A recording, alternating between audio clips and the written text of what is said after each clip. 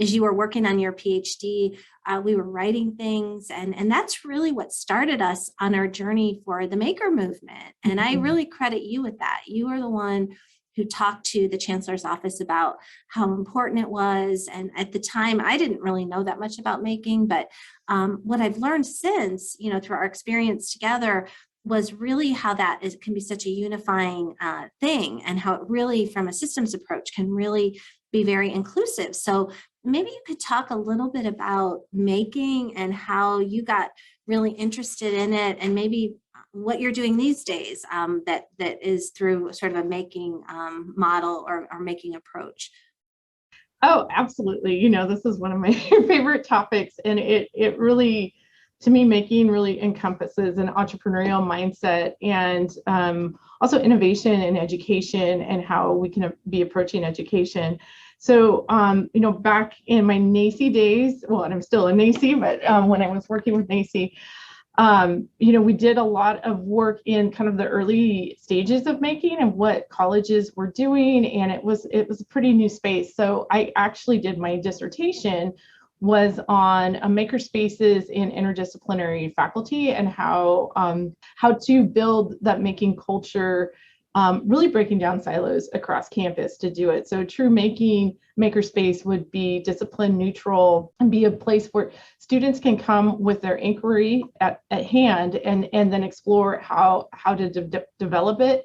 Instead of traditional education, educators come with the ideas and feed it to the students for them to explore. But it's also that also really institutes having different disciplines, and why we stay in disciplines. Where if you look at a makerspace, if students come in with an idea and then they find the disciplines that they need to make that happen. So it's really kind of flipping it upside down. So I studied that in my dissertation. And then I had the opportunity to work at Sierra College, and Sierra College has been really a leader in the makerspace movement in higher ed for several years now.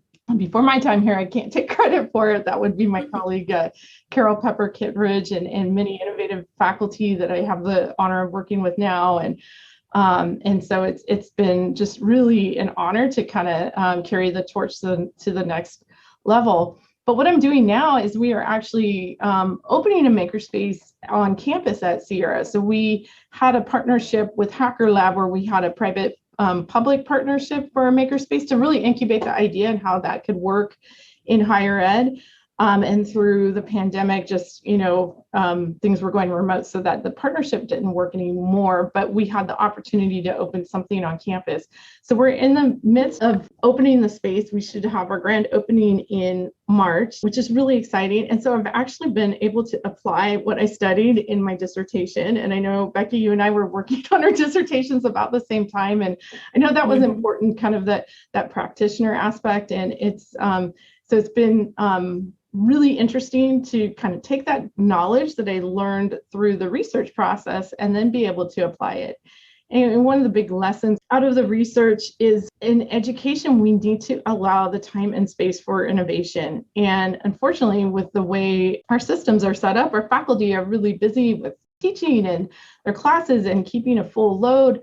There isn't a lot of wiggle room for collaboration across disciplines, for innovation. So finding those spaces and allowing a space, whether it's a physical space or release time, which through the Chancellor's Office, the California Community College Chancellor's Office, we're participating in a project called I3. It's Invention and Inclusion Innovation, which is a partnership with the Lemelson MIT Foundation. In that work, we do have some resources to allow faculty to work across disciplines and innovate their approaches in education. Yeah, and I appreciate, again, that was another opportunity that you opened the door for NACCE to participate in that as well.